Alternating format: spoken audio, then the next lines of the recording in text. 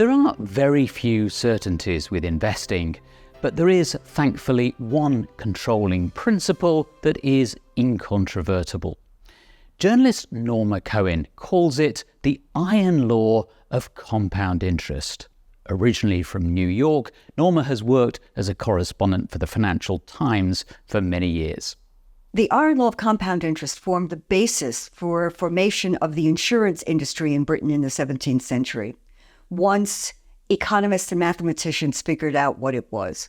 And that is that if you have an investment and the investment earns a rate of return in a single year, the following year, the money you have available for investment is equal to the initial contribution plus whatever was earned in interest during that year.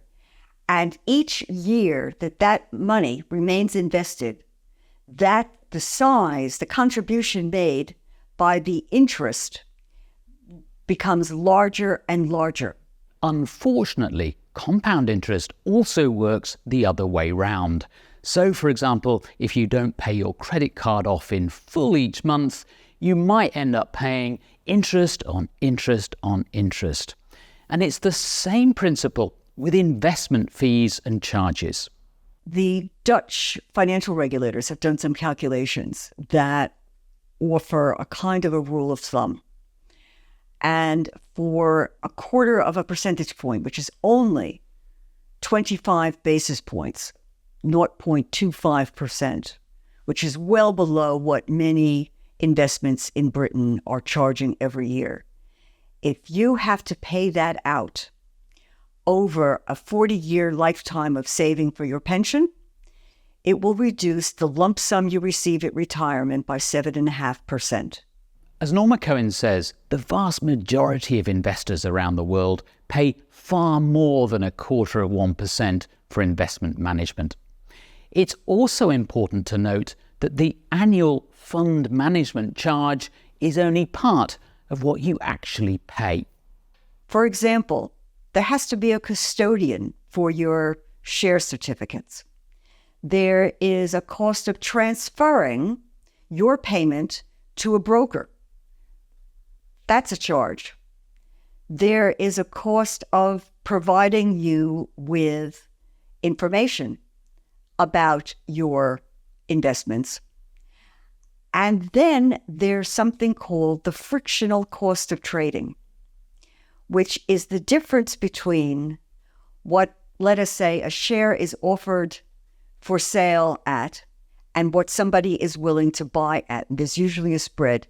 If you have a fund manager who trades a lot, where 120% of your portfolio turns over every year into new securities that the manager decides have a better chance of earning high rates of return, you will be paying far, far more in fees and charges than you would if you had a fund manager for whom only 1/5 of the portfolio turns over every year. The problem is that the investing industry tends to keep all these different fees and charges opaque and hard to calculate. That's despite efforts from financial regulators to increase transparency. It's like airline charges. Why don't you hear more about the extra cost of bringing a carry-on luggage? Those who impose the charges have absolutely zero interest in explaining to you exactly what the charges are. That's how they make their money. What's starting to happen, mercifully, is that investors are becoming somewhat more aware of charges, fees, and costs. And now savvy investors are going out and looking for the kinds of arrangements that will help them to keep their fees down. So be savvy. When choosing a financial advisor, remember to ask them about investment costs. If they only use expensive, actively managed funds, you should steer clear.